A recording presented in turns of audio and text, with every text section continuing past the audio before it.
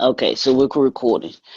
Good evening, good evening, everybody. It's your boy, Leroy McKenzie Jr., coming to you tonight. Y'all know what it is. It's the third Monday, and that means it's the brand new development series brought to you by Black Professional Men and JNF Enterprises. So we want to welcome you. We want to welcome you. We want to welcome you. We're going to be here just for a small period of time for about an hour.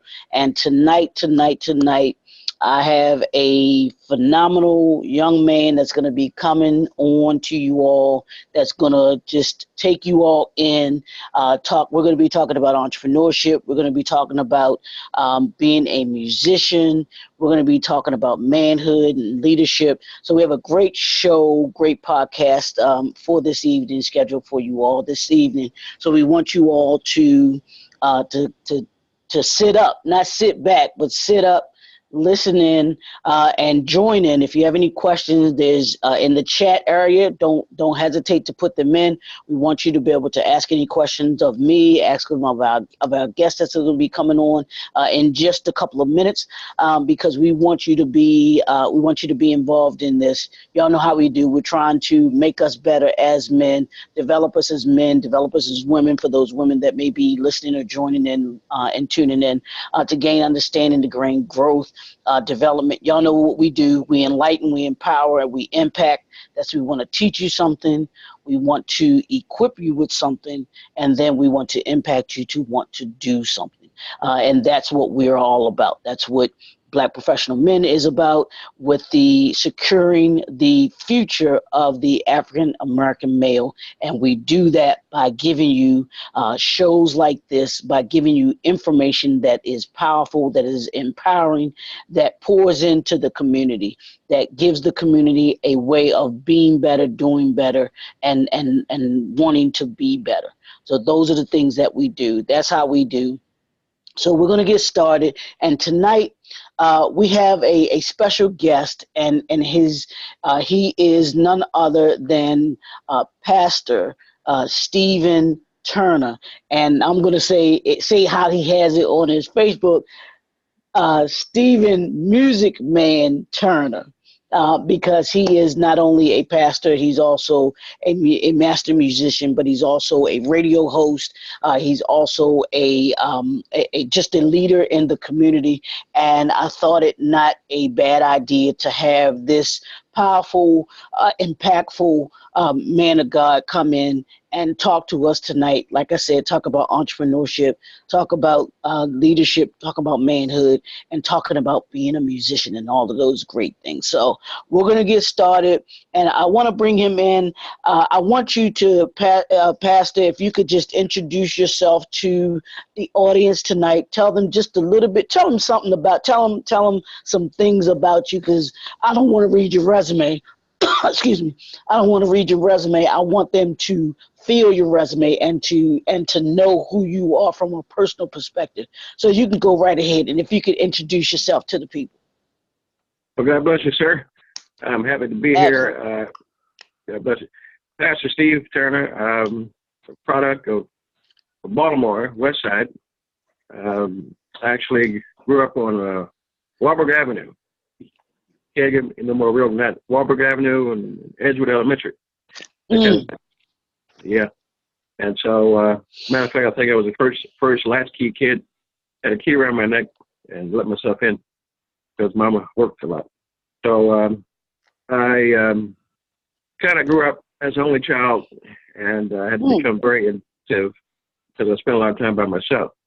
So I think at age 4, they started a program in school at Edgewood to bring music in.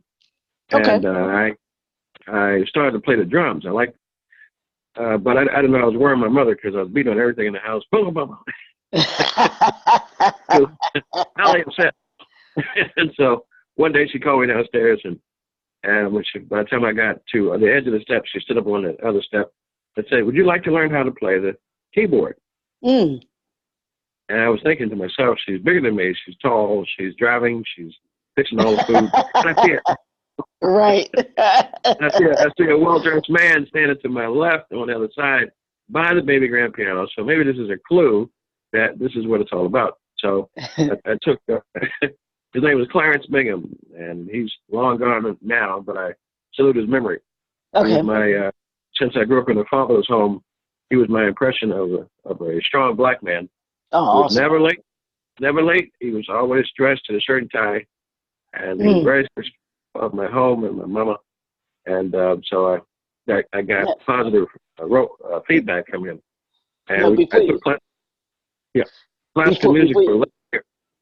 Before you go any further, is that where you get? Let me tell you. Every time I see this man, he is always sharply dressed. Is that where you got your being always being dressed to the nines from? Was from the gentleman there that you just? No, he helped to put the icing on the cake, but it was my mama who dressed me in shirts and ties in elementary school. That got me in a lot of trouble because I went to, like I said, Edgewood. You know, we were in the hood. So, I know, right? Opening day, you stand outside with or you know, for your classmates before you go into school. They're looking at me like, "Oh, you think he's special?" I'm like, "No, mama." But she would say, and I used to even try that stuff where you go out the door dressed with your shirt and tie, and then take it off later and try that. That didn't work either because you know she had spies everywhere. But it was trying to set me on the tone of being professional in business. So I wore dress shoes so much and dress pants and all that, and I know how to run dress shoes. Yeah. Absolutely. Oh, I forgot. In the musical aspect, my mama had a choir at the church we grew up in. First for about 46 years, and all my aunt and uncles sang on the choir. And I think I was on the choir at age 6. Little fat, portly kid, standing there with all the women. And then I grew up as a teenager and all that. And then I got my first solo, because I also sang too, I didn't tell you that.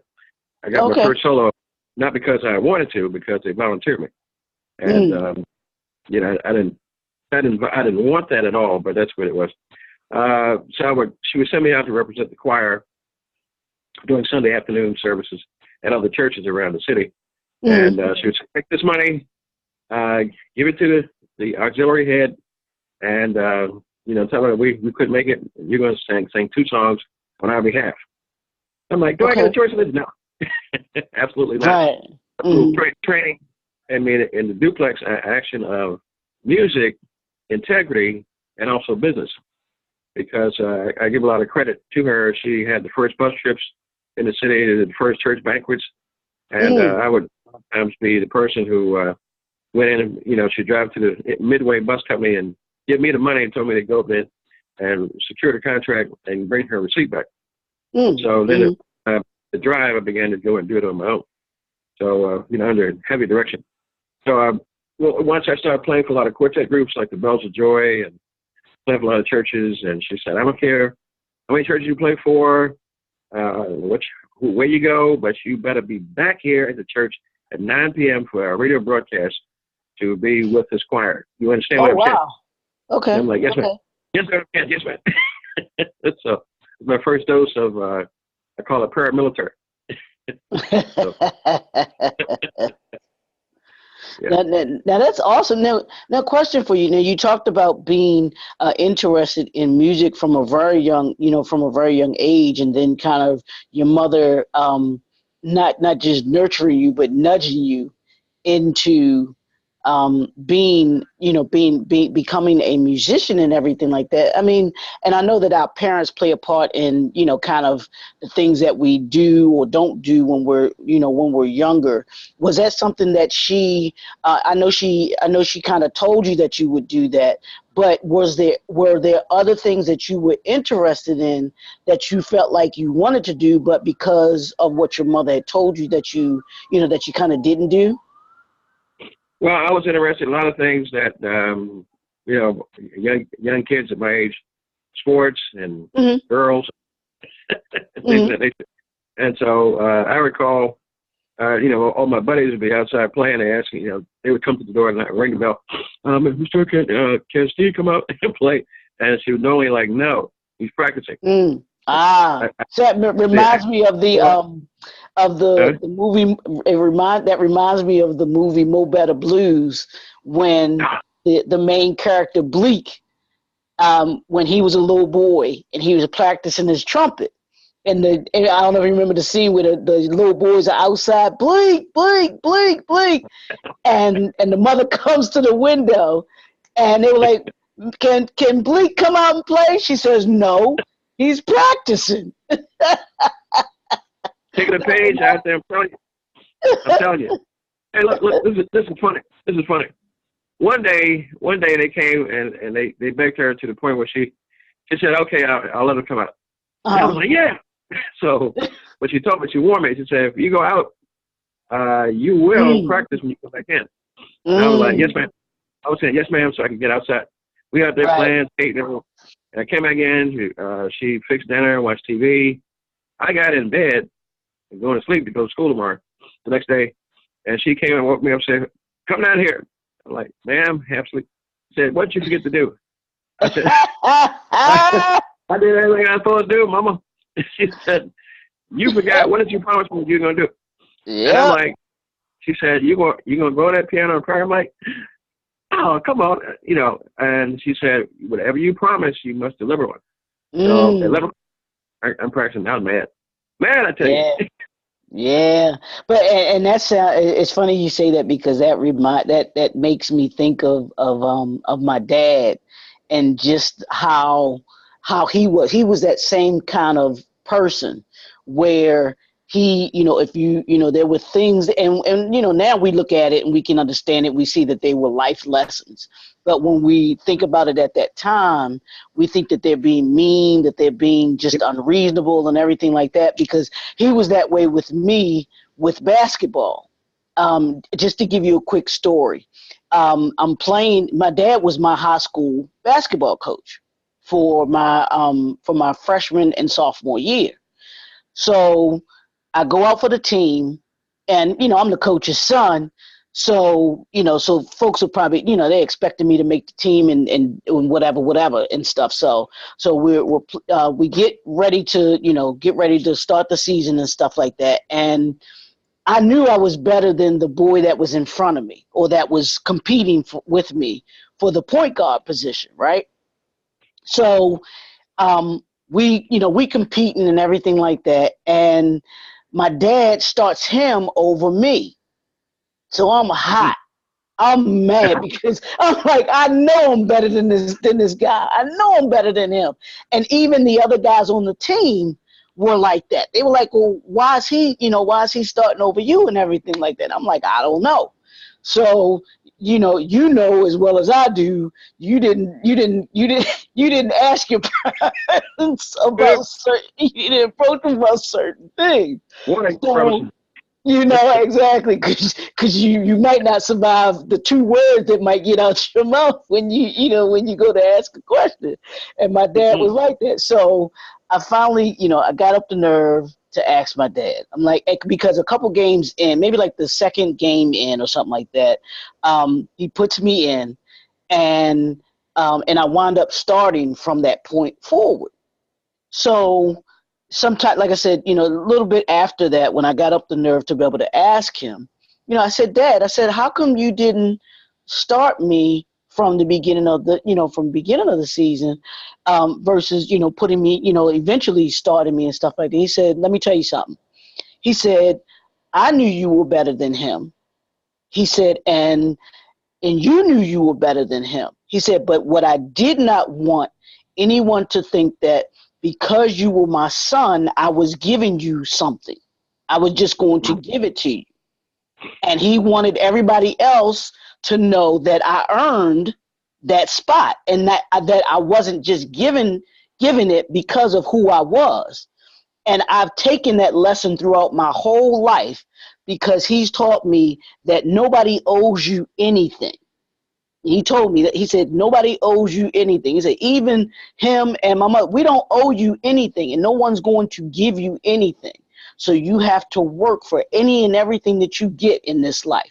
So, so when you talked about your mom doing that and keeping your, her making you keep your promise, those are the life lessons that our parents give to us, that we look back now and we see them as life lessons and everything like that. But it was part of our discipline and the things that I believe we carry. I know I carried through my life, and I'm quite sure that you carried on through your life, especially with you being a musician. There were days, I'm sure, that you didn't feel like practicing, and even now you don't feel, you No, weren't feeling like practicing, but no, no.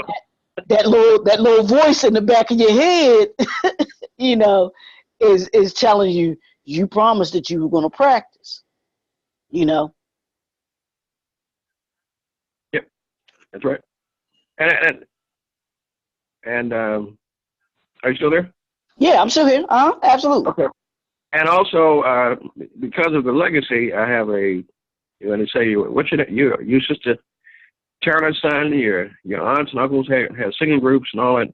So they're expecting a certain level of, And now in 1994, while leaving a job, I won't say which job, as a sales rep, it wasn't working out.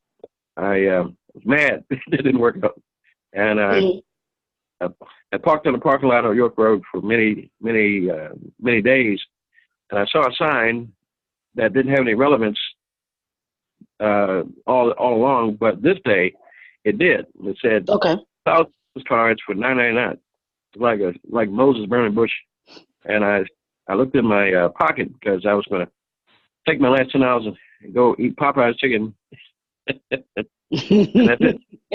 So I said, the sign's talking to me. He's talking to me. He's talking to me.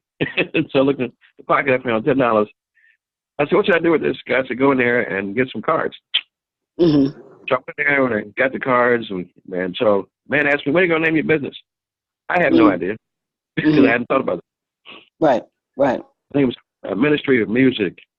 And I recall when I was first married that I was in the middle of an argument when the phone rang.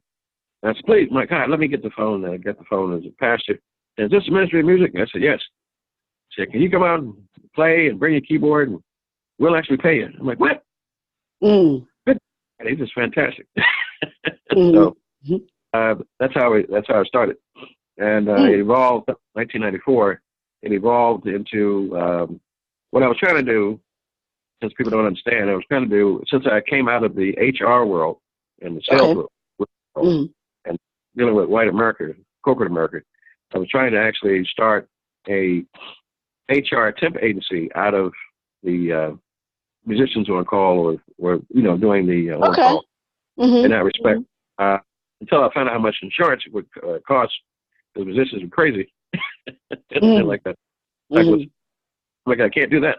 So I would try to negotiate. I was with another friend of mine, Ulysses Archie, who was trying to do something, Musicians Bank, and we were trying to negotiate for the artists and do some things. And I fit in with my artist entrepreneurship activism for artists. And so when that, kind of worked out a little bit, but later on it evolved into what's today is the On-Call Organist, which is a part of Praise Unlimited Ministries, which is a micro enterprise, which I've had since 1994. And under that is something we're going to talk about eventually, is Stephen Turner Ministries, which is the other side, on the literary side and MC side, because I developed into doing MC work since I was trying to introduce my artists. And I think one time at Mondawmin, the DJ, radio person, Randy Dennis, I think it was, he was going to introduce an artist I had. And I liked the way he was doing it because he's in the R&B world. And I said, sir, let me introduce my own artist, if you don't mind. He said, okay. And so, I did it that way.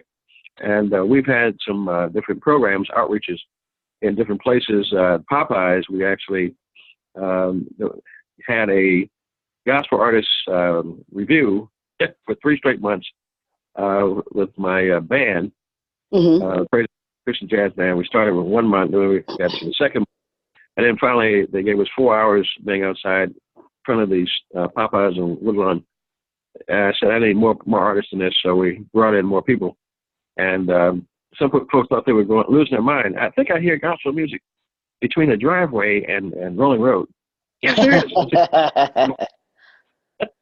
And so that was a faith move right there, because it was supposed to rain, and the clouds were really foggy.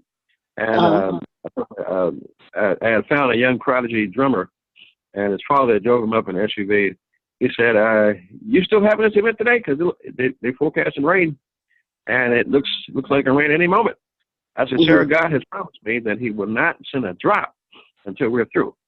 He said, "You got that kind of stupid faith, that I'm with you." So he came out, and we for the 4 hours we were out there, we were singing and praise dancing and having church outside, to the point where when we finished, as soon as we finished and put the synthesizer in the trunk, then came the rain.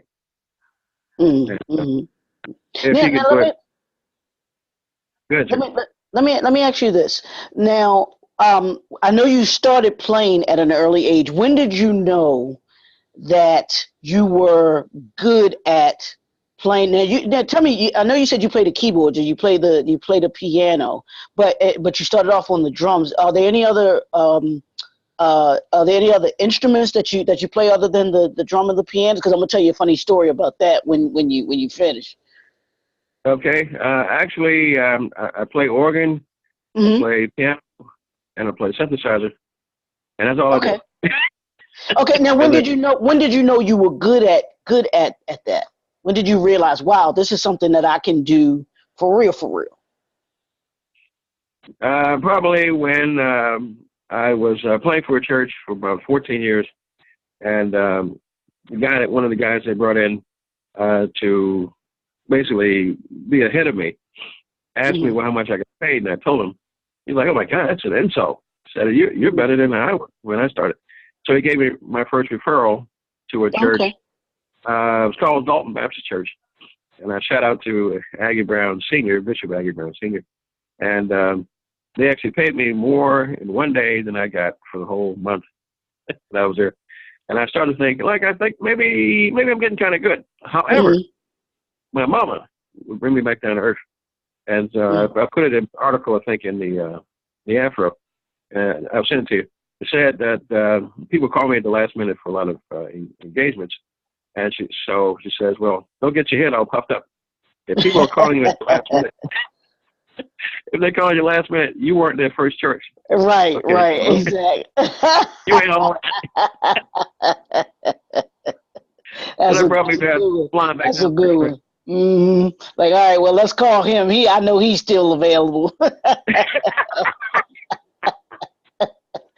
So, and it's funny. It's interesting, and I don't know if I ever told you this, but growing up, I played the snare drums, I played the piano, and I played the trumpet. I mean, the trumpet, the piano, and the snare drums. And I never knew. Yeah, and I never stuck with him. And my mom and we talk about this all the time, because I took lessons not only at the school that I attended when I was in elementary and middle school, because it was a private school, and I took piano lessons. But our Aunt Clara, she played the piano and the organ and everything, and we took lessons. Me and my two sisters, all three of us took piano lessons from her. And my older sister played the clarinet and I want to say the flute. And my younger sister, I think she played the flute as well. But I always tell my mother that the one thing that I wish that I had stayed with, and that I wish to this day that I could play, is the piano. Every time I see someone playing the piano, or you see these great musicians playing the piano, because I watch like a John Legend or Alicia Keys or a Rochelle Farrell, Prince, them playing the piano, or even, when you watch stuff and you have these great piano players, it's always the one thing that I wish I had stayed with, and that I could play to this day, because I love the piano. So that's why I kind of asked you. What made you? It still happens. What made you stay with it? It was fear. Fear of being. Right. I understand that. But now, just talk a little bit about the discipline that it takes in order to be able to become a good musician, about reading music and, being able to read music and to be able to write music. Because you write music as well, correct? yes, sir. Mm-hmm. Yes, sir, I do. And I do have a CD out. Right. Absolutely. Talk a little bit about that too. Yeah, go ahead. I was one of those late bloomers. But I had played for everybody else's CD, the Angelettes and the Bells of Joy and so many different, folks that I think one of the radio reps from Hammond 600 asked me, well, when are you going to do something for, yourself? Oh, yeah, I get around. It's so expensive. And blah, blah, blah. He said, that's not what I'm asking. When are you, so I was without any excuse. So I just waited, and I've written songs, and I wrote love songs first and all that. And then that's how I guess I got my wife. Wrote her love songs there. And she was melting. I feel guilty because I wrote songs to love, but I didn't write God songs. Oh my goodness! Okay. Mm-hmm. So I got to do something with, and so it evolved into jingles and things of that nature. But okay. The CD is called Restoration 2017, and that actually shows my other side. I have another alias, like you do. You're a gangster, but my alias is Lamar, which is my middle name. Okay. And so that CD is actually still out at Amazon and YouTube and all other things. Mm-hmm. And eventually go back and probably do another one, God willing. But my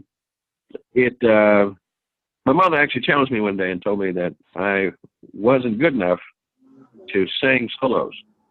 Okay. And I remember her saying that to me because I had to do it at a church. So I got mad. How dare you tell them? Not with her now. I mean, I couldn't tell you. It was in my mind, You better keep it in your mind, not in your mouth. So I went. I asked God for help. Went out, sung the solo, tore the house down, taped it, not necessarily in order, and brought it back. And I came back in. I said, Mom, I got something I want you to check out. And what is it? I played it without telling her who it was. She's like, oh, that's really great.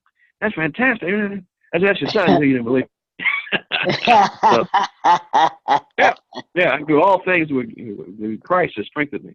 So, but eventually, like I said, I had to write songs for my band because I ended up having to do all the lead, which I didn't really want to do. And that's my problem with the church to play for, which I'm playing for, helping the church now. Mm-hmm. If I start singing and show them how it is, then they'll say, okay, well, you can go ahead and sing it. Oh, no, I'm not here to sing every song, sir. Ma'am, I'm here to help you develop, so those, you can't do everything. You can't do it all the time when you're trying to teach. And that's my main thing. Right.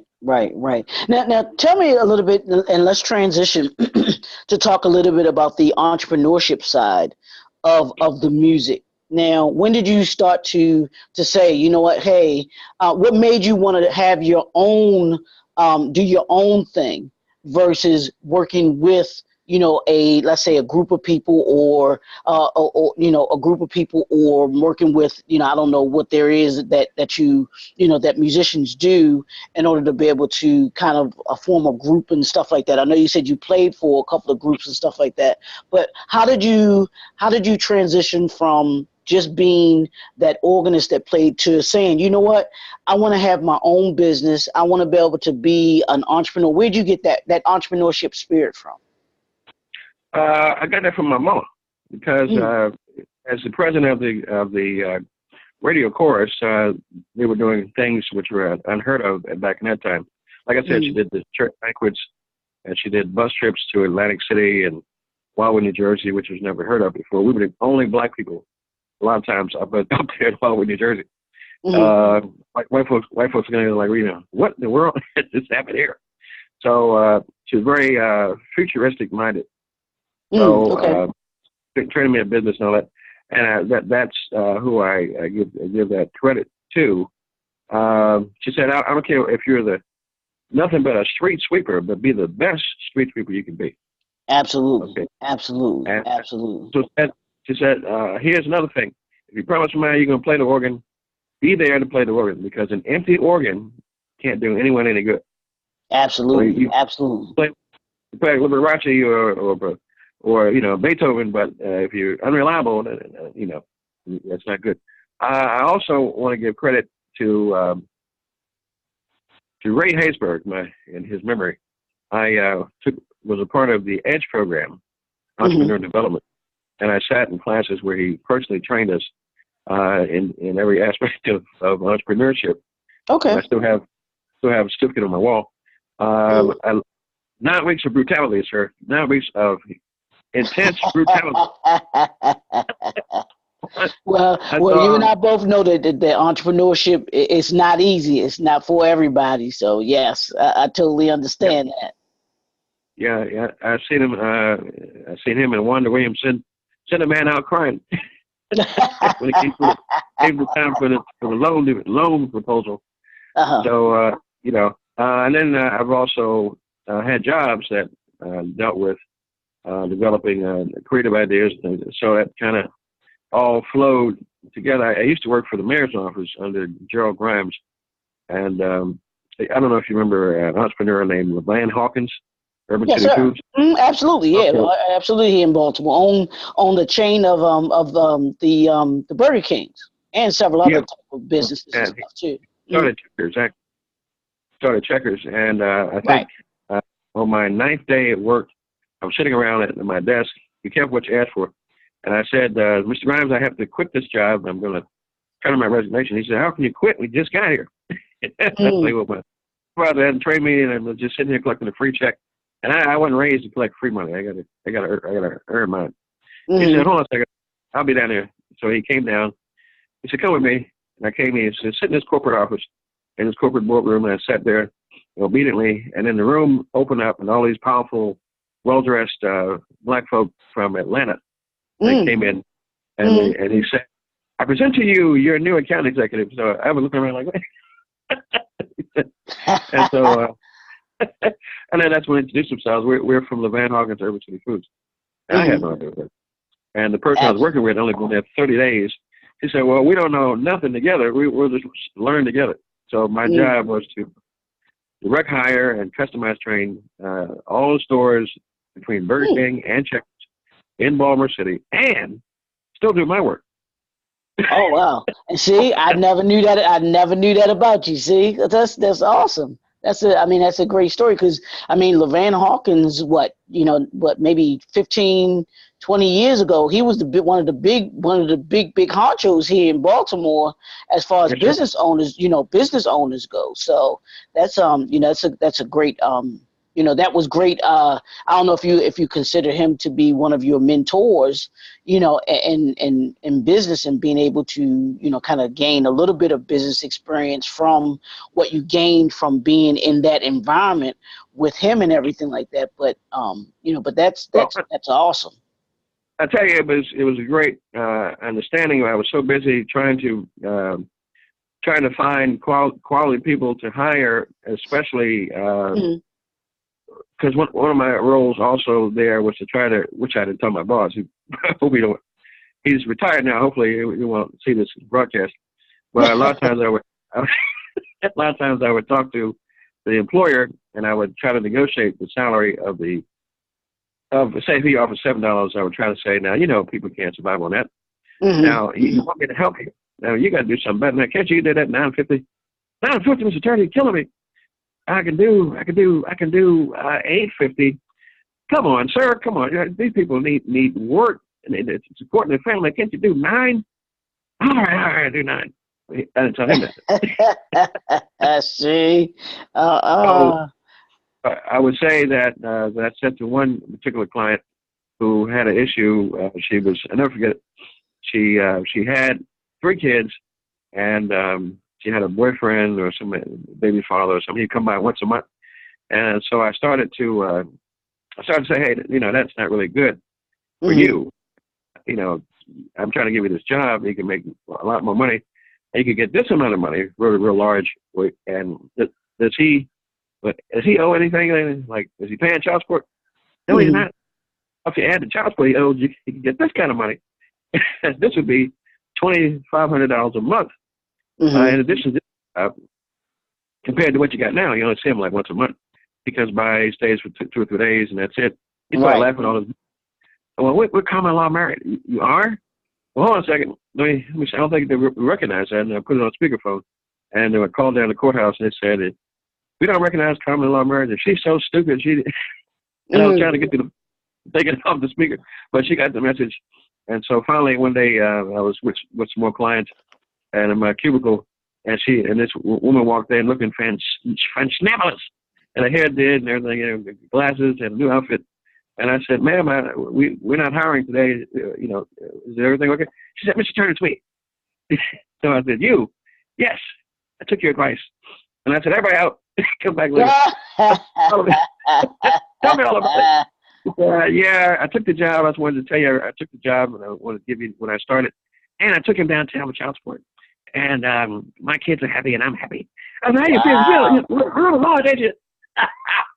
Wow. But I liked it because I remember my mother struggling as a single parent and a black woman. And I promised myself I've never seen another black woman struggle in this respect. And so I felt I owed the obligation.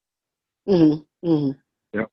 Wow. And see, those are the things that I think that as entrepreneurs, I know for me, when you're in a position like that, and even though you were working for someone, but you were still doing those leadership things, you were still doing those entrepreneurship things, you changed that woman's life. You literally changed that woman's life by pouring into her something that she wasn't even probably thinking about until you planted that seed into her. And we have to understand, as entrepreneurs, and even with your music, and I know that you feel this way too. We'll take this real quick, and then we're going to get into the last part of the manhood. We're going to talk a little bit about your books and the book signing that you have coming up this coming Saturday. But how you're able to affect people's lives, being an entrepreneur, being a musician. Talk a little bit about that and how that makes you feel when people talk to you or come up to you after a service or after you've been playing and say how their music has touched you, or how you putting that seed like you did in that young lady's life, how that makes you feel. Well, it makes you feel, when you hear it, it makes you feel like you are worth the while, that God is still using you, even when you're old and great. So, and so, I'll answer that question in a different way. I remember, here's another part you didn't know. I used to be a Baltimore City police officer. Mm-hmm. Mm-hmm. Mm-hmm. Did you know that? Yeah, I knew that. Oh, okay. Well, okay. I remember you mentioning that. Mm-hmm. Okay. Here's the part where entrepreneurship can get you in trouble. Their policy is that if you're out of the academy, that you have to survive on your own, sink or swim, die, ride or die. That's it. Okay. I didn't believe that. I believe that I could see myself cruising for trouble, because I was saying that perhaps we shouldn't wear white shirts, we should wear dark shirts, so that the people couldn't see us coming. And they laughed at me. Why do we have to keep driving Chevys and Fords? We should have other types of cars so we can sneak up on people. And they thought I was crazy. So they had all 8 brand new releases from the academy. And I said, well, I don't want somebody coming to the door and trying to protect my life and know nothing. I need to give them what I know, at least, so they can have a fighting chance. We both can get out of line. Right. I took them out. In Washington, Sandtown, Pennsylvania, Bloom Street, and they were all out of service. I didn't know that. To stand around, and I'm telling them as much information as possible to train them as much as possible on all that I knew. And so the broadcaster asked the question, "Where's everyone? Everybody's out of service. Where are y'all at?" So the one of the officers said, "We're all out here on Pennsylvania Bloom Street. What are y'all doing out of service all at one time? We're being trained by Officer Turner." Well, yeah, I can tell you that didn't go well. And so I was commanded to come back in, and I didn't have little hair, and what little hair I did have was standing on the edge of my. So entrepreneurship is good when it is valued, when people want it, and it can not for this, not for the weak, because that spirit go into your job. That spirit, you want to create stuff and all that. But if your boss is weak-minded, if is not strong and doesn't recognize the value, you can have some problems. Absolutely. When you have more ideas than they do, and people start recognizing that. Right, and then they start looking at you a little. Start giving you the little side eye. You know what I'm saying? He's trying to take over. Right, exactly. You know how that is. So, but they really do. So I want to, in these last 14 minutes or so, I want us to be able to get into, because I know this is going to be something that's really good, something juicy, because I know you always make it juicy on your on your radio show that you taught that you have the Elevation radio show, and I want you to mention that too, when people can actually listen to it, tune in to listen to it and everything. But I want to talk about manhood, and I want to talk about leadership, and I want to talk about it from the perspective of the two books that you have out. And I want you to introduce everybody, tell everybody a little bit about those two books, and then the book signing that you have, so that people can to come out, first of all, this coming Saturday, but then also where they can get the books, and then what the books talk about, and what they mean to you, and how you develop them in writing them, and come to write them and everything. Okay. I'm going to try to do this in reverse order. Okay. Okay. Come on out. My God, drive, swim, parachute your way down here. Go down to Collins Seafood and Grill at 3653 Offutt Road, OFFUT Road, in the little shopping center, right past Southern Blues.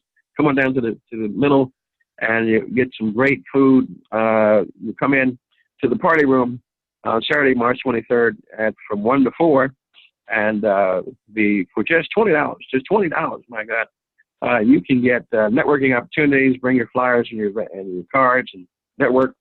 You can get awesome food by Chef Dante, an appetizer buffet, soul food. You got it, man. It's incredible. And we won't count the plates that you eat, not until after 30. Yeah, it's all right. And there will be some surprises and gifts. We've got two fantastic MCs, Luana Petaway, directress of New Talent for BET, and Zenobia Sampson, who's the playwright, also the co-host of Jerry Royce Live. As a matter of fact, Jerry Royce and his film crew, will be in the building with the Lakeisha Mosley show. She's going to be there interviewing people and doing selfies, and it's going to be awesome. As I often say, you don't have a criminal record, you can come on out. Absolutely. And you get one free copy of one of the books. The first book is The Other Pulpit, Life Lessons of a Leader, which is actually my autobiography and my time that I've spoken recently about my life with my mama, who was really an historic figure here in the city, with the first gospel radio chorus to sing in the state of Maryland. And so she was trying to develop a leader, and I'm trying as hard as I can to fight her on every hand. Yes, indeed. And so we'll see. I think we know who won, but it's some surprising humor in there. I'll just say it is a chapter there talking about her in her usher's uniform walking up the hill. That's priceless. That's priceless.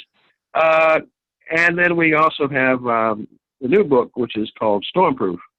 And that is a synopsis, a collection of sermons from me, actually, from God to me, when I was a developing pastor, a young pastor, with trying to develop a urban church in the hood. I mean, talking about the hood. Liberty Heights. Yes, sir. Yes, Drug dealers sir. everywhere. And so, folks tell me what I can't do, what I should do, and all that. And so I had to listen to what God say do, and go from there. So you see some development, and some of the sermons are. I tried to pick the ones that weren't controversial. Kind of hard to do, but you'll. Some will be enlightened, some will be invigorated, and some might be insulted. I don't know, but you need to come out and check it out. And listen, if you really, Dr. Leroy McKenzie Jr. will be there, because he's my publisher, JNF Enterprises. That's where you get the book at. Got it, man. That's fantastic. And there's some other outlets that you can get the book at. We also, in case you want to be a part of the movement of positivity, that's the Elevation Radio 1 podcast, which has been now going on since April of last year. We talk about just about everything that is something to talk about, and sometimes it's, well, as Mr. McKenzie says, it's cutting edge and highly controversial. He doesn't hold any punches, y'all. I'm gonna tell you, he definitely does not hold any punches, and that's one of the great things that I do like about you, Pastor, is that you are unashamedly not afraid to ask and ask the questions that need to be asked, but then also holding people accountable that need to be held accountable. And that's what we should be doing as men. And that's part of what manhood is to me, is holding yourself accountable, and then also holding your community accountable, holding your family accountable for those things that need to get done. And if we as men don't stand up and do that, then we can't expect anybody else in the family or in the community to do so, because I honestly believe and the ladies will probably get mad about this or whatever, but the community is only as strong as the man is. How you feel about that, Pastor? How's that for controversy for you tonight? Well, let's just say this. Oh, my God. Yeah, at this point, I'm having people coming out now. You're going to mess me up. I'll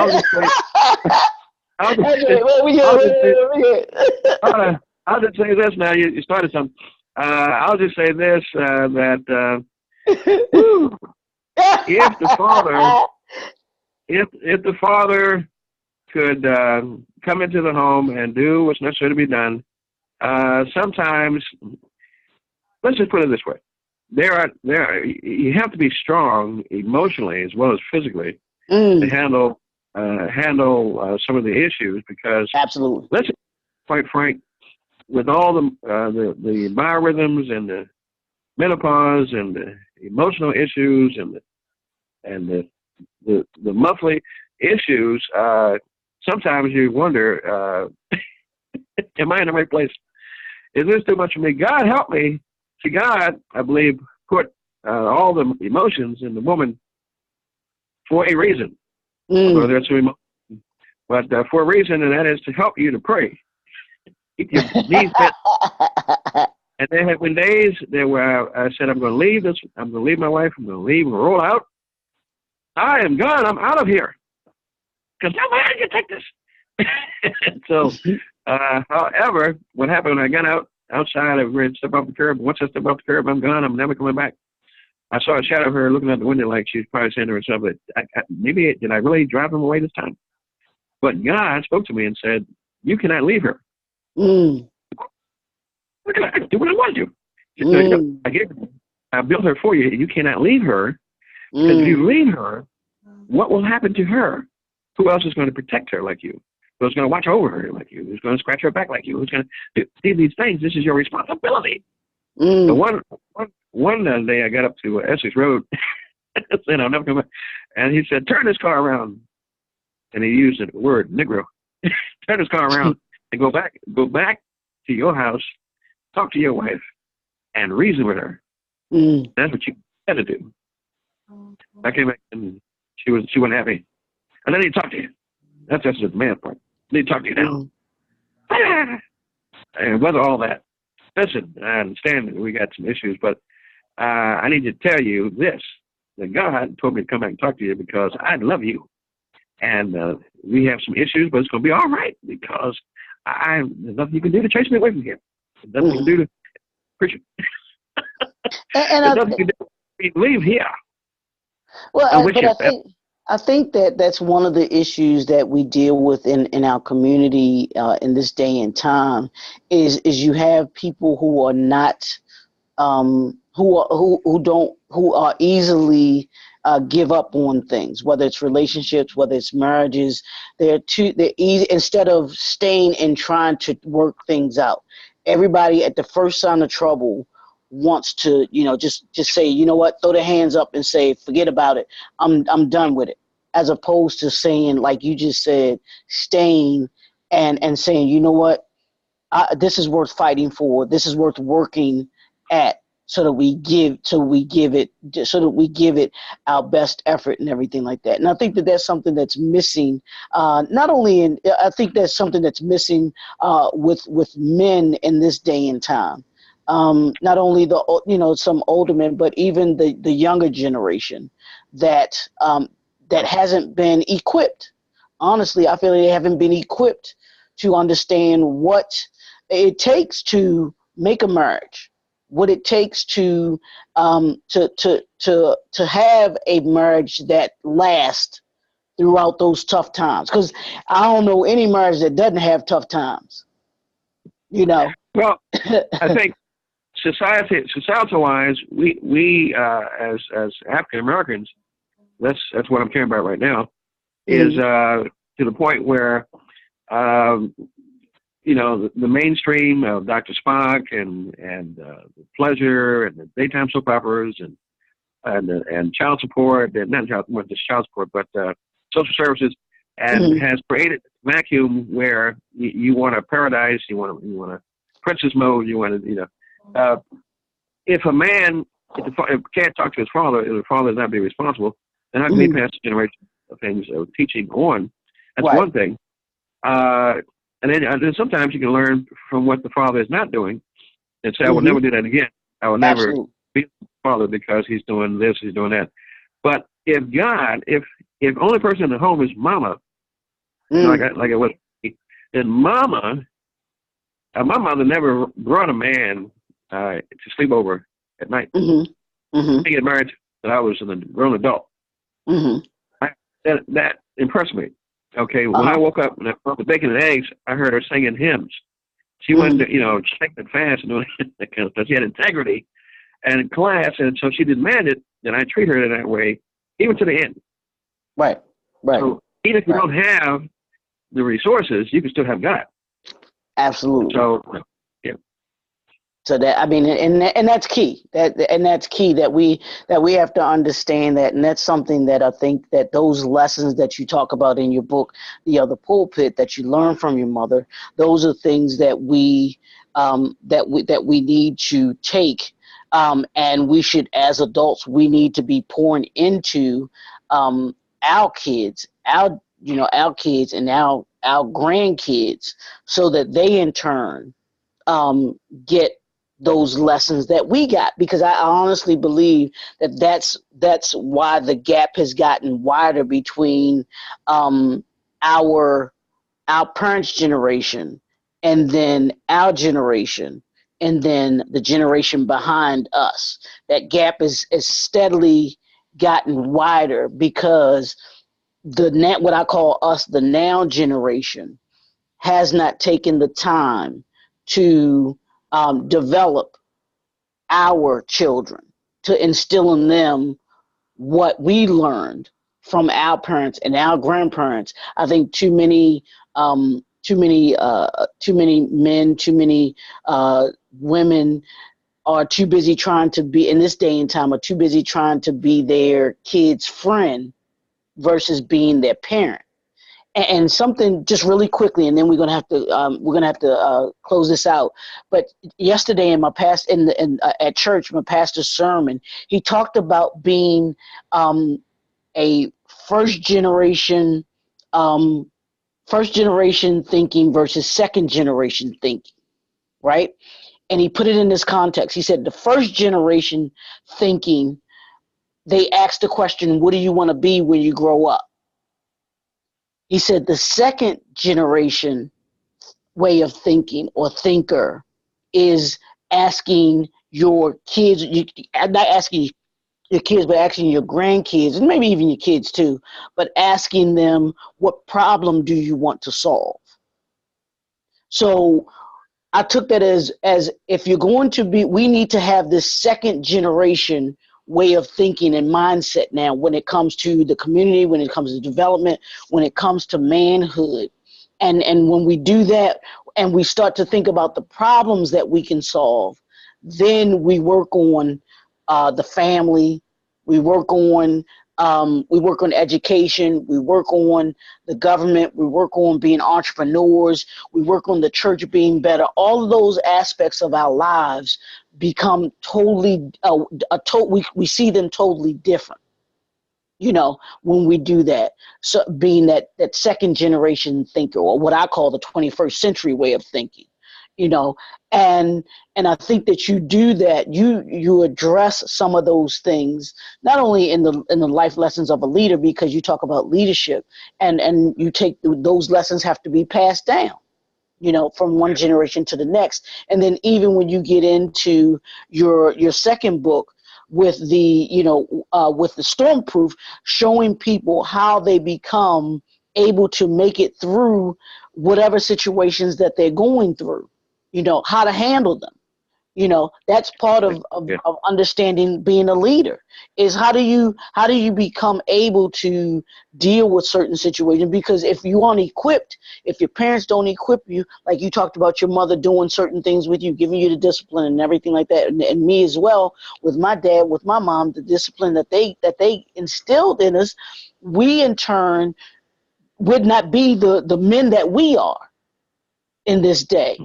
And then in turn be able to teach, our kids those same morals, values, and everything else, and the importance of that. I'm gonna let you finish that out, and then we're gonna close out for the evening. Okay. I have another suggestion for you. A third thought. Okay. Plus, I was thinking the other day after hearing some preachers preach yesterday. I was thinking because it was Men's Day, and one preacher preached, "Let's go to work." you haven't done that. Okay. Okay. Mm-hmm. What I was thinking was, God, what does it take for me to become a friend of yours, like you said Abraham was? God, what does it take for me to become a man after your own heart, like David was? What do I got to get to that level where God is happy with me? Right. None of this else really actually matters if God is not happy with you.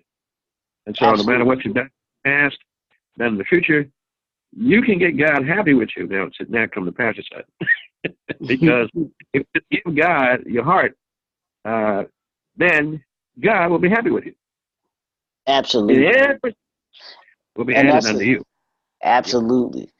And I think that's a great way to close out. Now I want you to give your contact information for anyone that wants to hire you as the musician to come out and the on-call organist, as well as give everybody again the information for the book signing coming up this coming Saturday. Okay. Okay, fantastic. I've got two websites for the on-call organist. That's www.theoncallorganist.org, theoncallorganist.org, and www.aworldofpraises.com. You can call the number at 410-302-2737 or our office line at 410-288-8788. And again, the Elevation Radio, www.elevationradio1.info. We will actually be at Collins Seafood, God help us, God willing, at 3653 Offutt Road, Offutt Road, Offutt Road in Marylandstown, Maryland, 21117, from 1 to 4, military time, 1,300 hours. And if they want to pre-order the books? If you want to pre-order the book, you can contact Dr. Leroy McKenzie Jr. at www.jnfenterprises.com. Is that right? Yes, sir. Got it right. Thank God. As well as you can email us too at jnfenterprises@yahoo.com as well. That'll work. That'll work. And so, listen, come out and shake my hand. Come out and give a hug to Dr. Leroy McKenzie Jr. You can't hug me, but you can shake my hand. My wife makes me jealous. Shout out to my wife, Leora Turner, who is the backbone of this organization. God bless you so much. Absolutely. Hey, so, you might meet my daughter there. One of my daughters there, too. Mm-hmm. I want to thank you. Thank you for joining us tonight. The conversation is always enjoyable. So I appreciate you taking the time out of your busy schedule to be able to come and talk to us tonight. Y'all know how we do. This is the Brand New Development Series with Black Professional Men and JNF Enterprises. You know what our mission is. Our mission is to secure the future of the African American male. We want to enlighten, empower, and impact you. That's how we do. This is what we do. Y'all know 2019, we're all about chasing the impact. That's what we do. Come on out this coming Saturday from 1 to 4, Collins Seafood Grill Restaurant. Meet the pastor, definitely get one of his books, get both of his books, do some networking, a great opportunity to do some networking as well, grab some great food, have some great fellowship. We look forward to seeing y'all there. Y'all know we'll see you next month, the third Monday, the Brand New Development Series. We appreciate y'all and we'll see y'all next time. Thank you.